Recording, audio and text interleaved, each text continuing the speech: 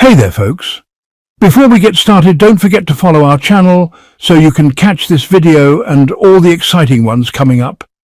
And if you enjoy what you see, please support us by subscribing, liking and leaving a comment. It really helps us out. Did they just find Cleopatra's tomb? Let's find out together. A mind-blowing discovery indeed. Egyptian archaeologists just made an incredible discovery near Cairo. It's the oldest and most complete mummy ever found in Egypt. Yep, they kept it a secret for a while. This 4,300-year-old mummy was unearthed in a burial complex near the Step Pyramid of Djoser, dating back to Egypt's Old Kingdom. It was covered in layers of gold. The team also found several other tombs, including one that belonged to an ancient Egyptian official and another to a mysterious guard who had the authority to perform special rituals. One of the most fascinating tombs belonged to a scribe, and inside it they found the largest statue ever uncovered in that area. This massive burial site also contains over a dozen pyramids and tombs. One of the most famous mummies in the world is Queen Hatshepsut. She ruled Egypt for about 20 years, built incredible monuments and opened up new trade routes. But when her tomb was discovered in the Valley of the Kings by archaeologist Howard Carter, her sarcophagus was empty. However, Carter did find two coffins in a different tomb. One belonged to her nurse and the other to an unknown woman. In 2006, experts began to investigate whether that unknown woman might actually be Hatshepsut. A tooth found in a wooden box with her name on it matched a missing tooth in the mummy perfectly. Now let's talk about Ramses II, one of the most impressive pharaohs in history. He ruled for 60 years and, believe it or not, lived into his 90s, which is just insane for that time. He supposedly had over 100 children. After his death, he was buried in the Valley of the Kings, but tomb raiders tried to steal his treasures. So, officials secretly moved his body. In the 1800s, Ramses' mummy was found alongside other royal family members and high-ranking officials. Because his body was in pretty bad shape, archaeologists flew him to Paris for restoration. But there was a problem. You can't just fly a mummy overseas. So Ramses got his own passport, his profession king, with a photo and everything. Speaking of well-preserved bodies, meet Lady Dai, a wealthy woman from ancient China. Discovered in 1971, her body was found in a lavish tomb and was in shockingly good condition. Soft skin, styled hair, even flexible joints.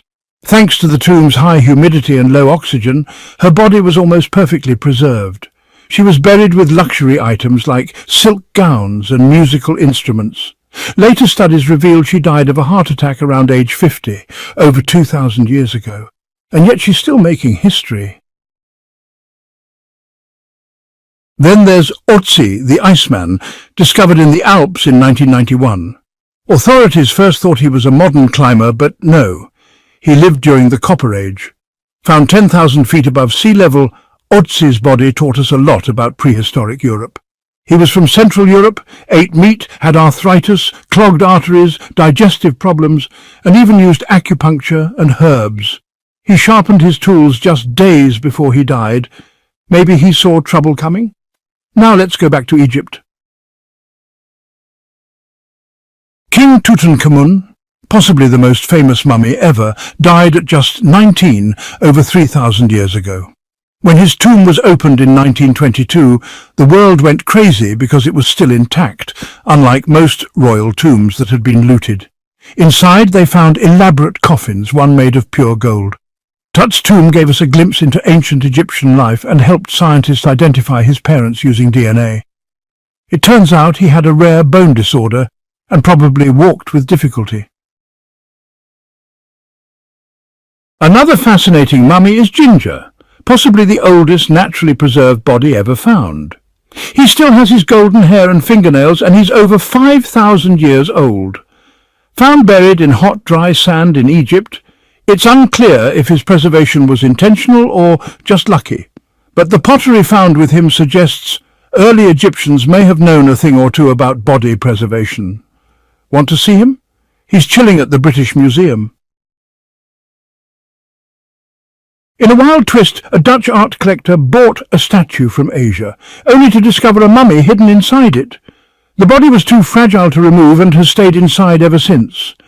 Turns out the mummy is over 1,000 years old and had been displayed for nearly 200 years before anyone realized what was inside.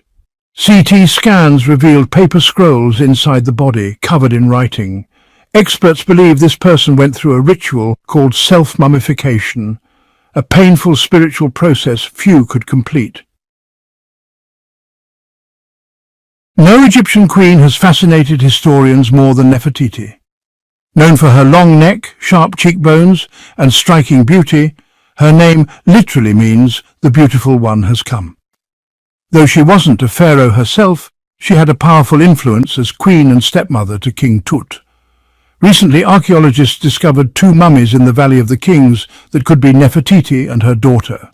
DNA and CT scans may finally confirm her identity and give us the clearest picture of this iconic queen. The truth is, we've only scratched the surface of what lies beneath modern-day Egypt. Nefertiti ruled during a time of great power, but she died during social unrest, and her tomb was lost.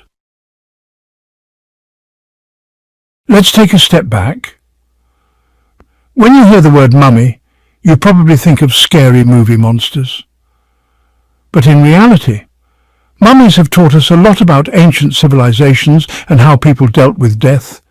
The Egyptians were the masters of mummification because they believed in an afterlife, but only if the body was preserved and buried properly. So they basically gave the dead a fully furnished apartment for the next world. Why were they so sure about the afterlife? Well, because they were closely connected to nature. They saw the sun rise and set, plants grow after dying, and believed in Osiris, the god of rebirth. Mummification used materials like honey, resins, and incense to preserve the body. King Tut's tomb had 3 golden coffins and was filled with treasures, wine, fruit, clothes, jewelry, even golden bugs for protection. Some pharaohs were buried with boats, like Khufu, who built the Great Pyramid, while Tut had 3 chariots and fancy walking sticks. Maybe he planned to travel on land in the next life. And let's not forget the perfume bottles, luxurious oils, and even board games buried with them, like Senet, kind of like ancient chess. Egyptians weren't the first to mummify their dead, though. That title goes to the Chinchorro people in South America, who started 2,000 years before Egypt did. For years we had no idea what these ancient rulers actually looked like, until archaeologists found mummy portraits, super-realistic paintings made on wood. These images even helped researchers identify diseases when compared to the actual mummies. And finally, here's something eerie. A few years ago in Egypt, archaeologists found 16 carefully buried human hands, all right hands, in 4 pits. They were freakishly large, and no left hands were found. Turns out this was part of an ancient Egyptian war ritual. Soldiers would cut off their enemies' right hands to show victory and replace them with gold. Egyptians believed this robbed their enemies of power forever. The battle was with the Hyksos, invaders from what is now the Middle East. Finally, I just want to thank you all for listening, really. If you enjoyed this, don't forget to follow the channel and keep an eye out for future videos. And, subscribe, like and